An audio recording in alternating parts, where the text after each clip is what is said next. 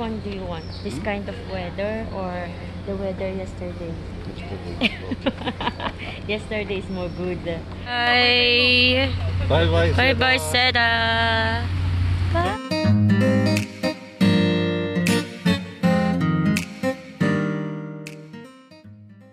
Good morning. Today, yung last day namin dito sa Seda. Mamayang hapon, babalik na kami sa sa Manila. At ngayon ay 6:40 AM. Titignan namin yung sunrise.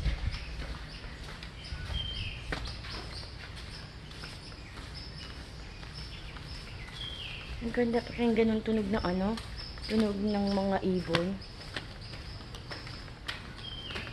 Yung friend ko, nag-message sa akin na titingin nga sila sa sunrise. Sabi ko hindi ako pupunta kasi antok pa ako. Pero si Mr. Dax kasi gusto din niyang lumabas.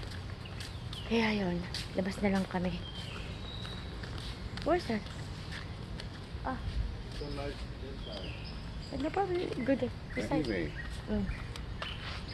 can't watch. Anyway, let's just checking the beach. Goodbye, El Nido. This is your last day here, right? Did you enjoy? Yeah. How many percent? 101%. 101%. May mga ilaw pa, hindi pa nila pinapatay.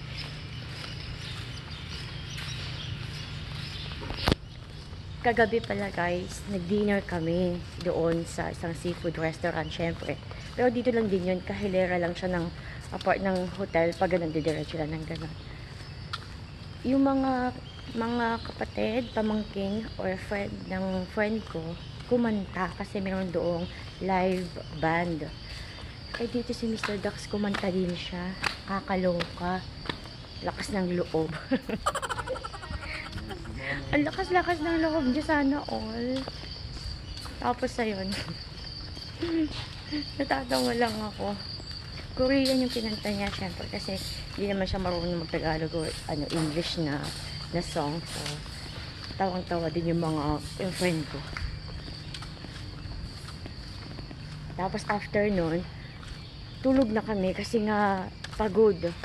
Pero alam niyo guys, sobrang perfect nung talaga namin, nung island hopping namin kahapon. Kasi umaambon-ambon siya pero hindi malakas. Hindi malakas talaga yung ambon niya or ulan. Tapos nung nandun na kami sa private island kung saan kakain kami, umulan. Habang kumakain kami, umulan ng malakas. Tapos nung after namin kumain, nawala ulit yung ulan. Hanggang sa makauwi na kami, makapunta kami ng lagoon para mag-kayaking. Tapos makauwi kami dito sa hotel, hindi na siya umulan. As in sobrang perfect, tapos hindi din sobrang yung tindi ng sikat ng araw, hindi. Saktong-sakto lang. Nandito yung friend ko, at saka ito mga kapatid niya. Wow, iba din ang feeling.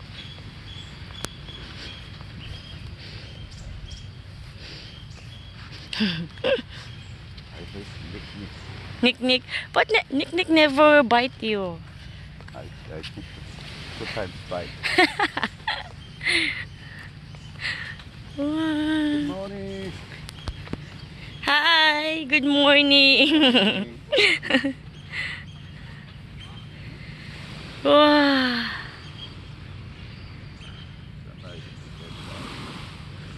Mag-walking kami papunta doon kasi nga yung sunrise is hindi namin masyadong makita. Nasa kabila daw. Wow! Meron dito. Rin kasi Ikaw mababasa ka? babasa. Wow. Guys, ito mga butas-butas, ano yan siya? Nandiyan yung mga crabs. What's this? Stop pa. Oh. Kanina, may mga crab dyan naglalabasan. Ang bilis pala nila maglakad yung crab.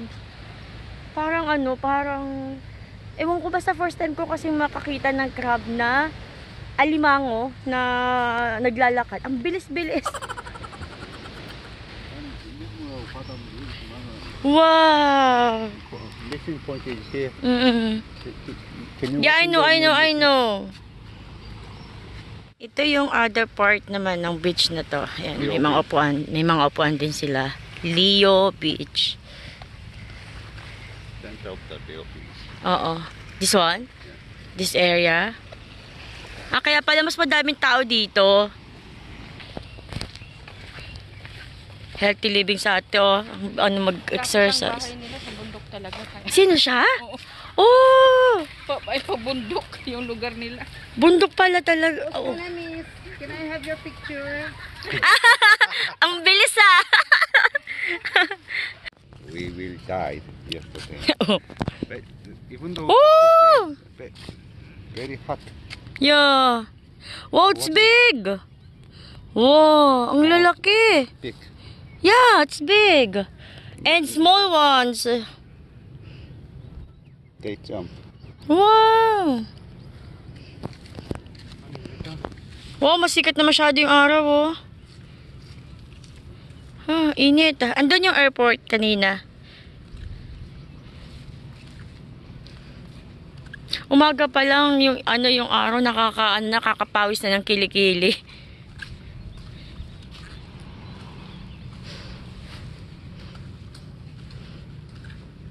Come, let's go back, Labo. Ang init. Nandito lang malapit yung yung airport. Ito yung ibang side ng daanan pala papuntang Seda. Nandito banda kasi yung mga restaurant.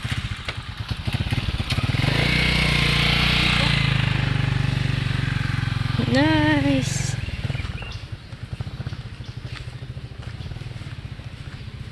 Province na province talaga yung feeling. Ang tataas ng mga niyog. Wow, aso. Napanaginipan ko kagabi. Hindi ko alam kung bakit. Ayun nga, napanaginipan ko kagabi. Ginagat ako ng aso. Hindi ko alam. Kakaloka yung panaginip ko. Ginagat daw ako ng aso. Hindi ko alam kung saan banda. Pero kinagat ako ng aso. And nakakatakot makagat ng aso. Diba dahil dun sa rabies. Tapos kami nakita akong aso. Pero mukha namang hindi ako pinansin ng aso. Inisip ng aso, choosy siya. Very useful.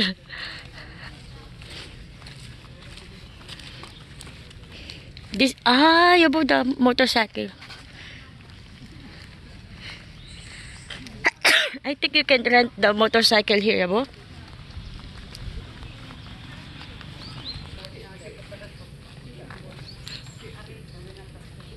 Pinipicture niya yung pusa. Bali ngayon ay check out namin is 12 noon. Pero yung aming flight ay mga nasa 3:30 ganon. 3:30 o 4 yung aming flight. Kasi darating kami darating kami 6 PM sa Manila. Sobrang mabilis lang naman. And alam nyo ba guys, sobrang komportable din talaga na sumakay sa Air Swift. Siguro dahil maganda yung weather nung papunta kami dito. As in, sobrang swabe lang siya. Napakalinaw or napaka-clear ng mga ulap sa taas ha. Sobrang clear talaga. Pero nung palanding na kami, hindi ako nakapag-video kasi parang ang bilis ng pangyayari. Alam mo yun, nag-aantay ako kasi gusto ko talaga makita yung ganda ng Leo, 'di ba? Gusto kong makita, bi-videohan ko sana yung paglanding. Nagulat ako, as in malapit na kami dun sa so dun sa kalsada ng airport. Oo, yung sa runway, 'di ba? Nagulat na lang ako. Anyway, mamaya na lang ako magbe-video pag nag-take off na kami. Kasi nga, 'di ba, aabangan ko na lang. Kasi nung papunta kami dito, sobrang antok na antok ako. As in, lutang na lutang ako. Hindi ko alam kung bakit. Antok na antok ako, pero hindi ako makatulog. Pumipikit ako, pero hindi yung malalim na tulog. Parang pumipikit lang ako. Ganun.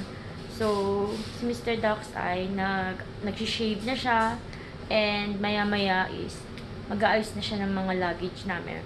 Actually, siya kasi nag-aayos ng luggage namin, kung saan ilalagay yung mga damit. Pagkasama ko yan siya mag-travel, yun, siya yung taga-ayos. Ayaw niya ng ako, kasi mas komportable siya pag siya yung nag-check. So, hinahayaan ko siya. Kaya ako ngayon, tapos naman na ako. Sitting pretty na lang ako dito, guys. Waiting na lang. Tapos mamaya magpipicture-picture ako dun sa labas para last na picture, last na model, 'di ba? Ready na kami. Medyo inaayos lang ng konti ni Mr. Dax yung kama. Ayan, hindi naman masyadong magulo na iniwan namin. Tsinelas nilagay namin dyan. Ayan. Arrange natin ng very light lang. Ayan. Hindi masyadong nakakahiya. Ayan.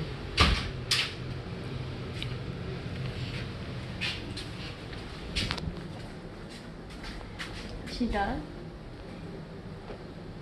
Bye-bye. Thank you for the memory. This room. 220. Diba? I love you, 220. This is my outfit for today's video. Today's video. Sakto lang yung labas namin. 12 noon yung aming checkout. Let's go somewhere. Tapos na tayo.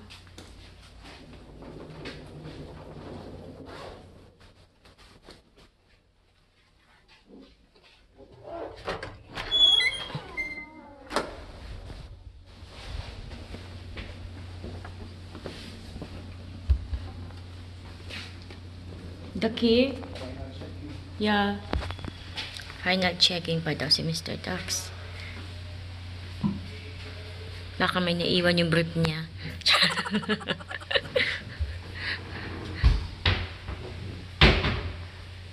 Nakakahiya naman daw pag naiwan ng brief. No more. Okay? Check your phone. The key. They're checking only the phone. How many phones do you have? Checking your phone.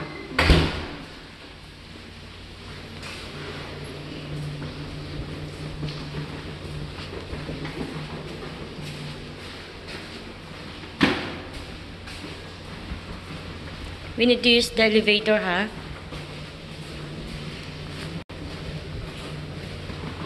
Yung ibang kasama namin, mamaya pa yung check out. So, itong bag namin, dadalhin muna namin sa kanila kasi kakain kami ng lunch. Wait lang kami pumunta sa sa airport, ihatid kami doon. Maya-maya ihahatid na kami. Sobrang init ngayon. Ayan oh, grabe yung araw. Mas maganda mag-island hopping ngayon kasi nga pag nagpicture-picture ka sobrang liwanag, no? 'Di ba sobrang liwanag, sobrang sikat ng araw. Mas maganda sa picture. Kaso nga lang, matututong ka talaga sa sobrang init, as in. Mainit yung panahon, tapos lulubog ka pa sa dagat, masakit sa balat.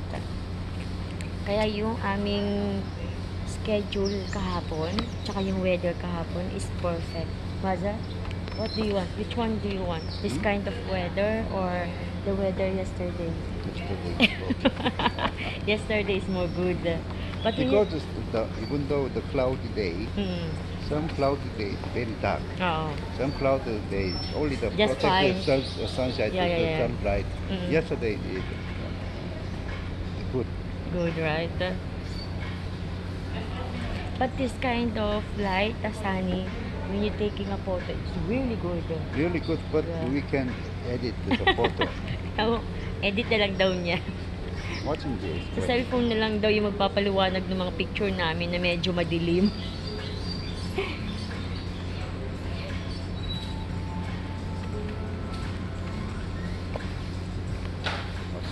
Yeah? Yes. And more bright. Oh yeah, it's more brighter. And Why do that? Why not do that And the before posting? basic editing. Oh, I like that. They're more good. Yeah. Yeah. Okay. Why not do that yesterday? I said we come back home at the time. I will the editing. No. It's more good. Yeah, I like that more. Oh, yeah. Punta na kami ng airport. Nahatin kami. Nung papunta kami dito, yung sinakyan namin is bad. Ngayon naman, try ko sumakay dito sa open. Para kami nag-golf. Bye-bye, Seda. Bye-bye. Bye bye. Bye-bye, Seda. Bye.